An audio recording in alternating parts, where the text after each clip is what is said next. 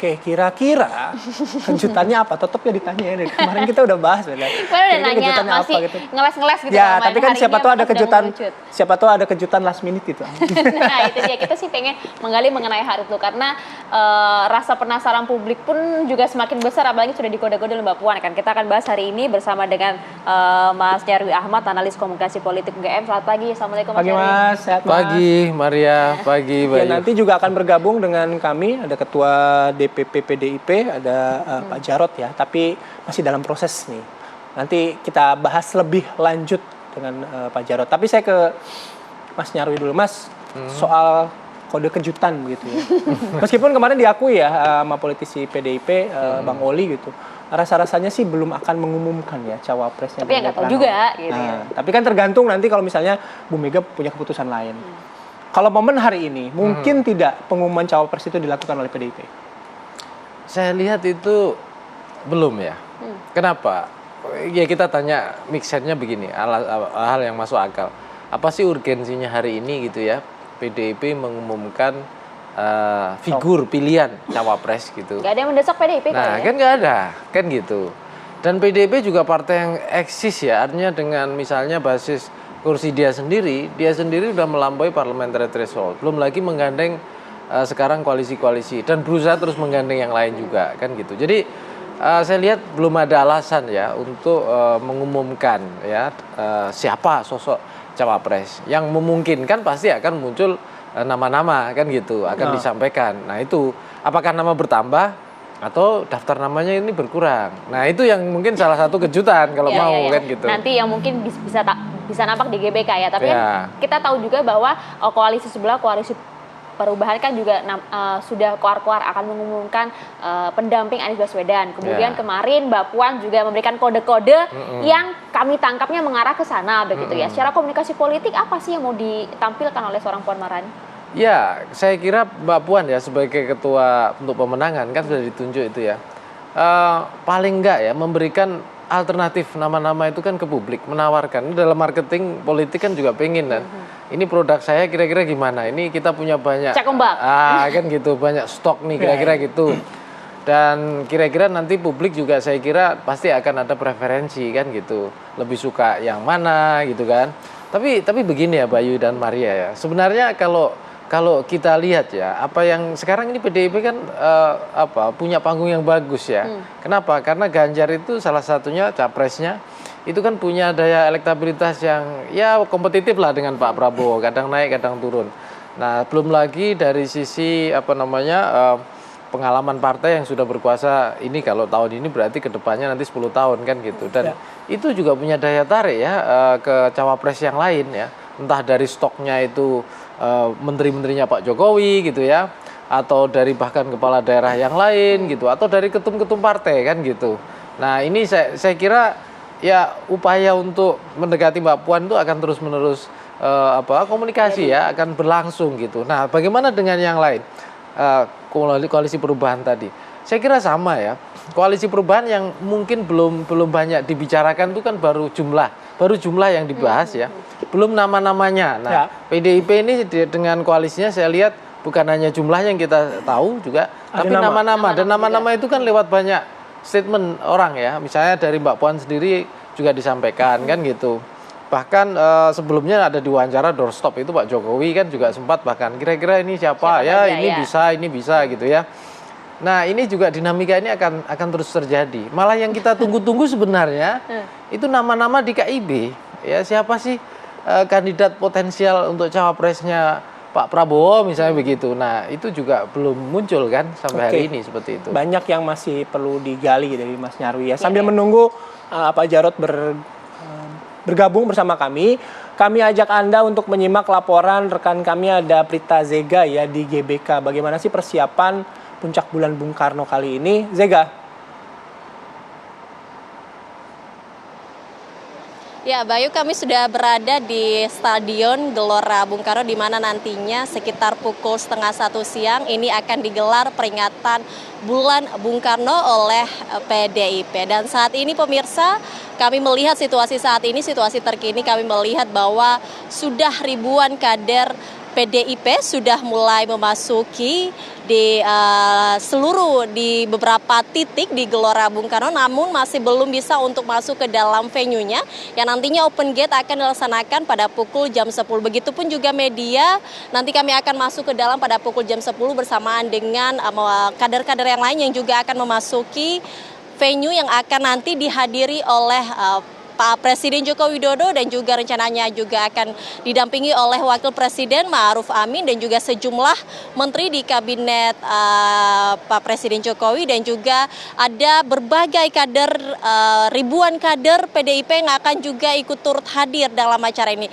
Juga pemirsa, nantinya akan dihadiri langsung oleh bakal capres dari PDIP yaitu Ganjar Pranowo. Dan untuk pada pagi hari ini berbagai persiapan juga telah dilakukan, cek audio juga logistik dan persiapan-persiapan lainnya nantinya yang akan dibutuhkan pada saat acara dimulai. Dan yang menarik dalam acara ini, kami sempat mewawancarai juga Puan Maharani kemarin pemirsa, di mana kemarin ini ada gladi bersih pada saat nanti yang akan diisi beberapa penampilan dari berbagai artis-artis dan juga ada penampilan budaya dari berbagai daerah juga pemirsa, di mana Puan Maharani mengatakan bahwa nantinya akan ada elemen kejutan, namun ia enggan membocorkan apa elemen kejutan yang akan ditampilkan pada acara peringatan Bulan Bung Karno nantinya. Selain itu juga pemirsa, tadi kami juga mendengar akan ada rekayasa lalu lintas dan juga kepolisian menghimbau untuk tidak memasuki atau tidak melewati area GBK. Nantinya akan terjadi kemacetan yang cukup padat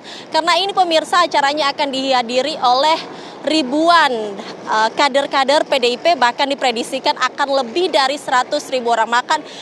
Dan sementara di dalam venue ini hanya ada sekitar 78.000 kapasitas di dalam venue GBK dan diprediksikan akan lebih dari 100.000 orang. Dan untuk pagi ini kami juga melihat ini sudah banyak sekali para kader PDIP yang sudah mulai bersiap-siap untuk menyambut peringatan atau perayaan Bulan Bung Karno yang dirasakan oleh PDIP. Demikian Bayu. Ya, terima kasih Prita Zeka melaporkan langsung dari GBK Senayan Jakarta. Sudah sejauh ini persiapannya sudah cukup matang. Nanti kita akan lihat ya, ada ketua-ketua partai siapa saja yang hadir di GBK. Ada yang baru nggak ya nanti yang bergabung gitu? Ya. Nanti kita lihat ya. Kami lanjutkan diskusi, kami jeda terlebih dahulu.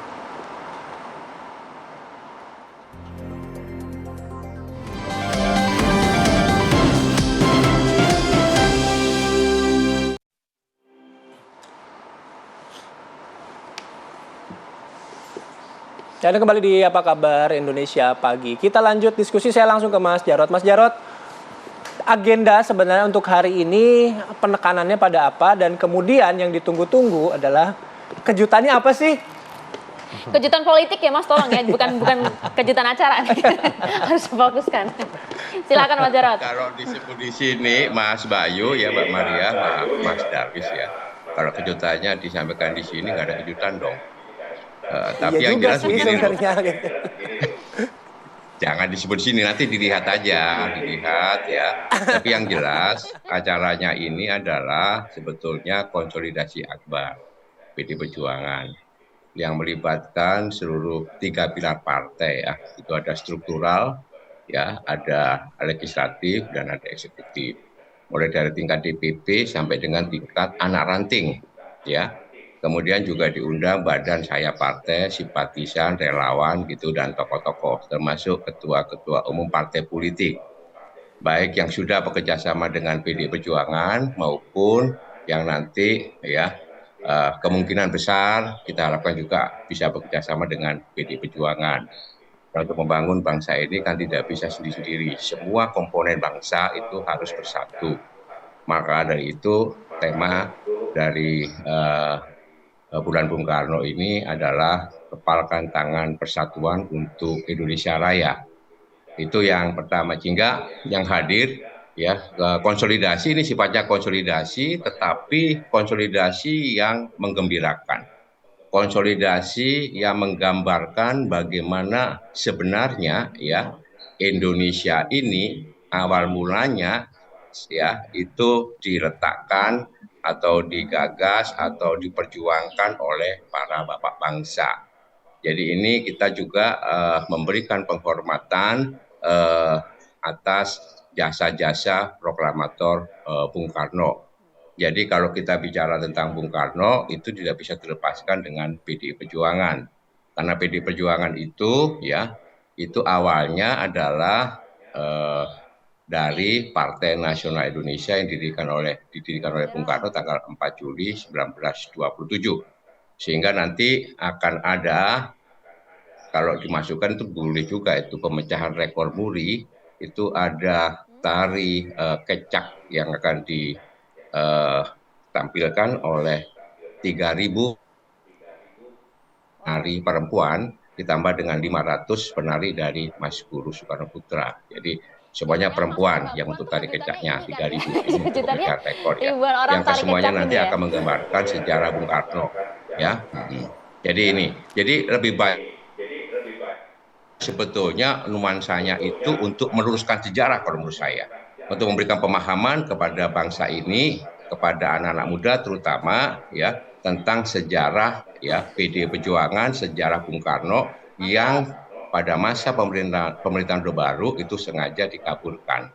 Karena pada saat itu 32 tahun terjadi proses desoekarnoisasi. Nah, dengan cara seperti ini maka kita bisa memberikan pemahaman kepada rakyat Indonesia, kepada anak muda bagaimana sejarah dari Bung Karno.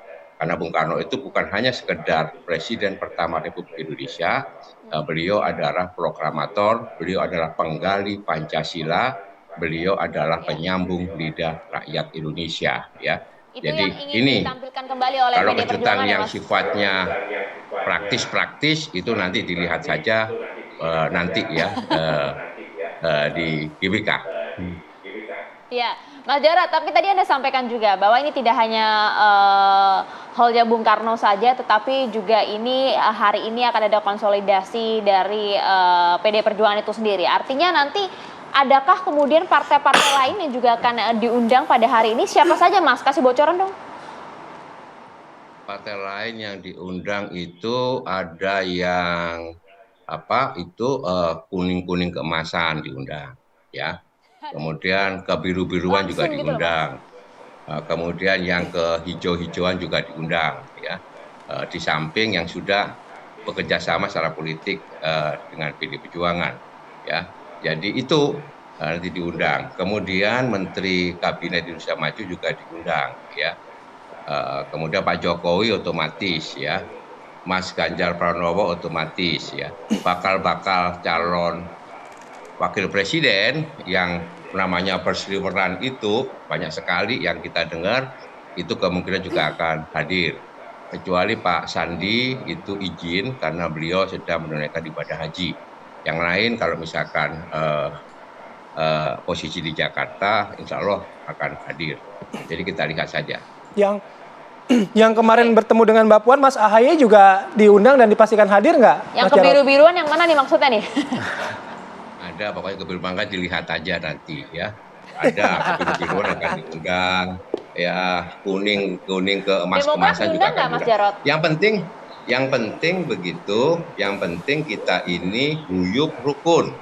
Yang penting sesuai dengan tema bulan Bung Karno, puncak bulan Bung Karno ini, itu tersampaikan bahwa untuk membangun Indonesia itu perlu kepalkan tangan persatuan. Ya. Untuk apa semuanya? Untuk Indonesia Raya. Saya yakin semuanya untuk Indonesia Raya. Iya, kami percaya juga itu. Mas Jarod, satu hal, akankah kemudian pengumuman cawapres Mas Ganjar diumumkan juga pada siang hari ini?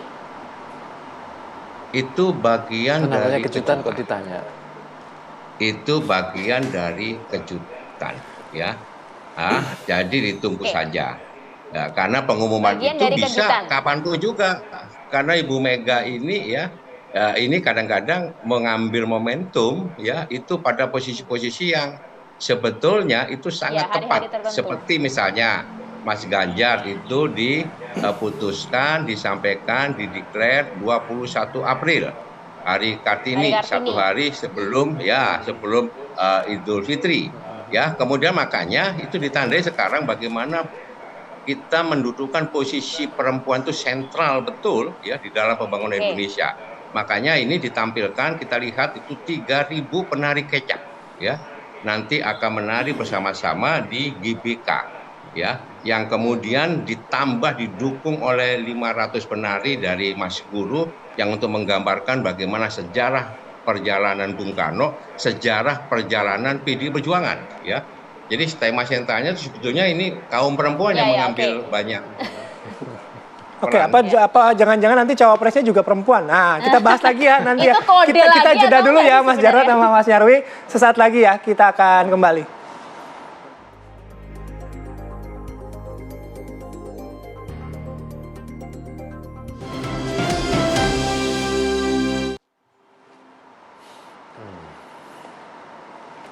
Iya, kita akan lanjutkan diskusi kembali. Mas Nyarwi, menanggapi apa yang disampaikan oleh Mas Jarod tadi, akankah kemudian kode-kode ini mengarah kepada cawapres Mas Ganjar dimungkinkan juga seorang wanita? Anda membacanya seperti apa? Cawapres wanita? Ya, kalau dari berbagai variabel ya, kriteria elektoral maupun tokoh-tokoh yang dinominasikan elit partai misalnya, itu kecil kemungkinan ya. Misalnya gini, siapa sih tokoh potensial misalnya dari perempuan ya yang menjadi cawapres? Religius NU. Ya dari NU ada Mbak Khofifah misalnya. Tapi pertanyaannya kan dari sisi elektoral juga belum papan atas di cawapres misalnya. Terus juga dari endorsement partai juga belum terlalu kuat kan gitu. Nah ini juga salah satu variabel lain gitu ya. Nah belum lagi kalau misalnya begini, kalau kejutan misalnya. Cawapresnya ini contoh kejutannya agak ekstrim sih. Cawapresnya Mbak Puan misalnya. Kan tadi yang ditanya perempuan misalnya ya kan nggak mungkin PDIP menominasikan capresnya dari PDIP kemudian cawapresnya PDIP karena semangatnya PDIP misalnya kan pengen menggandeng seluas mungkin. Ada kemungkinan koalisi besar itu ya. Iya kan gitu.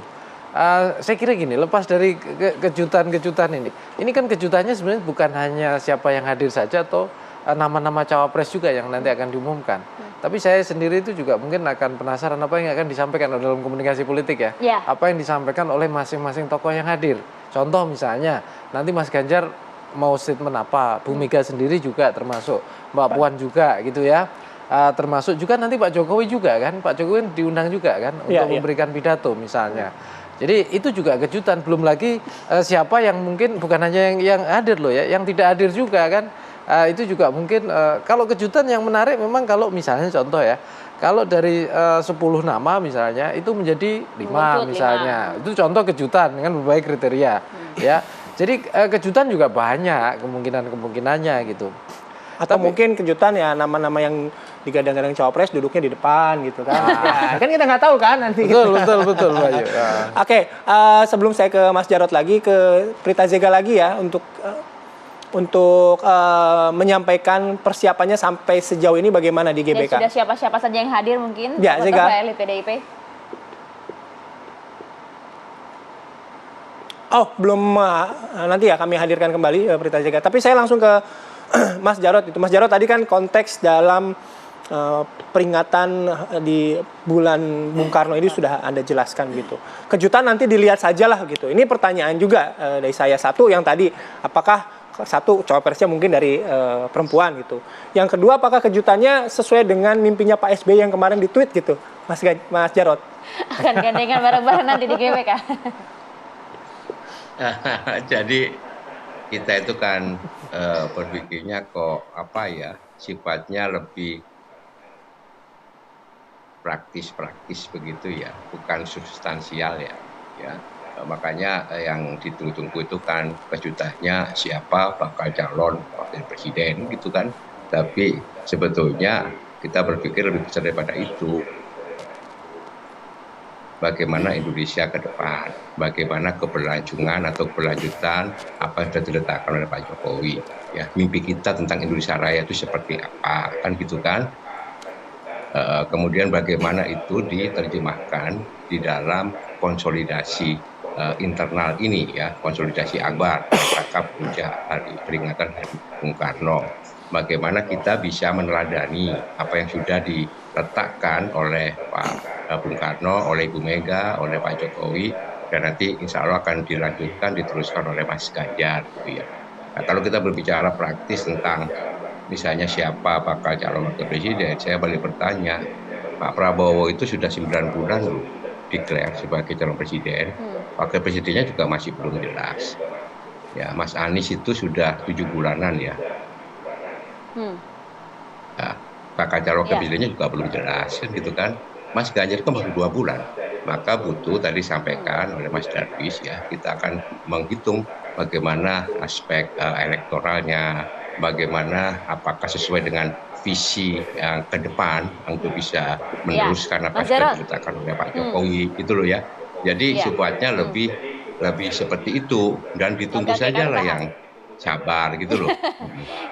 Ya udah, kalau kejutannya sih kita akan tunggu, kita akan lihat langsung nanti siang begitu ya, apakah sesuai dengan yang ada di benak kita semua atau tidak. Nah, tapi pertanyaannya begini Mas Jarod, dimungkinkan tidak sih kali ini nanti pasangan dari Mas Ganjar ini akankah berasal dari golongan partai politik ataukah non parpol? Kita ingat betul Pak Jokowi pada saat itu pernah dengan Pak JK dan kali ini bersama dengan Kiai Haji Ma'ruf Amin. Untuk kali ini seperti apa? Ya itu kan dihitung, dikalkulasi ya, kemudian oleh Ketua Umum akan dibicarakan tentu saja dengan ketua-ketua umum partai politik yang sudah bekerja sama, didiskusikan dengan Mas Ganjar sebagai calon presiden, kemudian juga mendapatkan masukan dari Pak Jokowi, dan yang lebih penting lagi adalah bagaimana suara dari akar rumput ya. Pasti Ibu Mega juga akan mendengarkan suara dari akar rumput itu seperti apa, sehingga artinya dimungkinkan juga dari non parpol ya Mas Jarod? Di mana? Artinya dimungkinkan juga dari non parpol? Oh ya, semuanya dimungkinkan ya, akan dimungkinkan, sangat dimungkinkan. Kan tidak bisa sendiri. Kita tidak bisa sendiri bangun bangsa kita ini. Kita butuh persatuan karena tidak ada satupun partai politik yang bisa memperoleh suara dukungan di parlemen 50%+1. Kita butuh pemerintahan yang kuat tentunya ya, eksekutif yang betul-betul didukung kuat dengan legislatifnya. Pak Jokowi bisa membangun 5 tahun ini dengan sangat baik dan bisa mengatasi pandemi COVID itu karena didukung oleh parlemen yang kuat. Itu lebih dari 70% kan gitu ya, sehingga benar-benar pemerintah ini stabil. Kita butuh stabilitas politik ya, bagaimana eksekutif dan legislatif itu betul-betul harus kokoh ya, kokoh karena sistem kita ke sistem presidensial ya. Nah, jadi itu kita butuh dukungan besar sebetulnya ya, kerjasama besar untuk membangun bangsa kita ini. Oke, baik. Mas, kita ke Prita Zega ya, yang sudah berada di dalam Gelora Bung Karno untuk kembali menyampaikan persiapan acara PDIP pada siang hari ini. Zega. Ya Bayu, kesiapan untuk peringatan bulan Bung Karno di GBK saat ini sudah sangat matang. Di mana tadi sejak subuh ini sudah dipersiapkan oleh panitia, dan euforia di sini saya sangat merasakan sekali karena seperti di sini di tempat saat ini saya mengabarkan, ini adalah tempat standby-nya para pengisi acara nantinya, yaitu di mana dalam acara ini akan diisi oleh beberapa penari Nusantara yang akan membawa nanti tarian-tarian Nusantara secara medley. Dan saat ini pemirsa, saya sudah saya akan mewawancarai beberapa penari di sini, pengisi suara di sini. Halo Ibu, selamat pagi. Ya, selamat pagi. Saya Eta. Saya Rini. Ini Ibu dari organisasi mana nih Bu? Saya dari Formasi. Ya. Nantinya akan ngisi acara apa nih Bu? Flash mob formasi. Iya. Diceritakan nanti ada tarian apa aja sih Bu? Nanti kita konsepnya adalah awalnya diawali dengan tarian Wanara, seperti tarian Hanoman yang koreografinya dibuat oleh Kagama. Setelah Wanara keluar, langsung flash mob Nusantara kita keluar. Flash mob Nusantara itu terdiri dari 7 lagu daerah, ya kan? Setelah itu baru disambung flash mob lagunya untuk Mas Ganjar dan Bung Ganjar. Iya. Berarti nanti ini untuk mendukung. Kenapa? Kita semua ini ikut semua. Iya. Ada berapa Bu? Ada 150. Iya, kurang lebih 100. Dengan berbagai tarian Nusantara ya Bu ya. Oke. Nah, sejauh ini persiapan yang sudah dilakukan apa nih Bu? Persiapannya kita sudah latihan ya, walaupun kalau flash mobnya kita hanya 8 kali latihan. 8 kali latihan? Iya. Sekarang sudah siap untuk tampil ya? Siap. Tampil di depan Pak Presiden Joko Widodo ya? Siap. Oke, siap. Terima kasih banyak Bu, semoga berhasil Ibu. Yang berikut saya akan mewawancarai satu lagi pemirsa, ini adalah beberapa anggota yang ikut juga. Halo, dengan Ibu siapa? Ibu Rani. Oke, dari mana nih, Bu? Kita dari formasi, kita bergerak di flash mob di Sumatera Utara, Batak. Nanti akan membawa apa Ibu tariannya? Sumatera Utara ya? Sumatera Utara, tariannya tortor. Oh, modern. Tortor modern. Ada berapa anggota nih, Bu? Kita 16 orang. 15 orang. Persiapan yang sudah dilakukan sejauh ini bagaimana? Untuk melakukan persiapan saat ini memang cukup sangat melelahkan, tapi kami semua merasa happy, bahagia karena bisa mengikuti, bisa bergabung dalam Haul Bung Karno. Berpartisipasi ya. Partisipasi ya. Berarti sudah siap untuk tampil. Siap lahir batin. Salam. Salam kecil, semoga berhasil semuanya Ibu. Ya pemirsa, seperti itu tadi kemeriahan di peringatan Bulan Bung Karno di tempat tadi saya mengabarkan. Memang sangat senang sekali pemirsa untuk mengisi acara untuk peringatan Bulan Bung Karno untuk pagi ini pemirsa. Demikian. Ya, terima kasih Pita Zika dengan kemeriahan Ramai langsung banget dari GBK Senayan. Kalau begitu, itu tadi kemeriahan yang digambarkan, Mas. Tapi apa yang kemudian diharapkan juga oleh Mas Nyarwi selaku untuk melihat ya nanti komunikasi politik yang akan dimunculkan dalam acara ini akan seperti apa oleh PDIP? Ya, momen-momen seperti acara di GBK ini kan momen penting bagi partai ya, khususnya PDIP. Menurut saya ini kan masa-masa pilpres ya.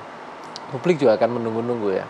Selain misalnya soal argumen misalnya dari nama-nama yang dimunculkan apa potensinya, itu kan publik juga punya tahu alasan misalnya menominasikan nama. Kita kan baru tahu nama-nama, tapi alasannya misalnya dengan prioritasnya belum. Terus kemudian yang kedua juga saya kira visi dibalik misalnya pengennya itu dengan memunculkan nama-nama ini partai PDIP dan koalisinya misalnya itu apa strategi realnya atau bayangannya visinya di masa depan. Tapi memang salah satunya ini juga ya, PDIP kan ini saya kira juga momentum juga ya. Biasanya memang acara konser-konser atau apa di GBK itu kan juga sudah lama dalam mengkaitkan dengan Pilpres itu sering terjadi gitu loh. Dan ingat ya Bayu ya, Maria, nama Gelora Bung Karno GBK ini kan luar biasa sejarahnya. Dari era dulu kemudian mengalami hilang namanya tahun 89, itu jadi Gelora Senayan, balik lagi zaman Gus Dur jadi Gelora Bung Karno. Nah makanya saya kira publik juga memorinya kuat ya. Dan PDIP bisa manfaatkan juga dengan partainya ini untuk memberikan penjelasan kira-kira arahnya kemana sih. Nah itu dia, nanti kita tunggu ya siang nanti apakah memang arahnya sudah dimulai sekarang, tegasnya seperti apa nanti di GBK ya. Kita tunggu juga momen acara PDIP siang nanti. Mas Nyarwi terima kasih, Mas Jarod juga terima kasih. Mas Jarod, matur suwun. Atas Sama-sama. waktu, hati-hati perjalanannya nanti ke GBK, kita ketemu lagi nanti siang di sana. Oke. Ya pemirsa, ini adalah akhir perjumpaan kita di Apa Kabar Indonesia Pagi. Tapi sebelumnya kita coba ingin intip juga nggak? Oke, intip harus Senin sampai Jumat aja. Nah intip. itu dia. Jadi Kalau hari ini kita langsung pamit undur diri aja lah ya Pak ya. Iya. Saya Maria Segaf. saya Bayu Andrianto, terima kasih atas kebersamaan Anda. Selamat pagi dan sampai jumpa.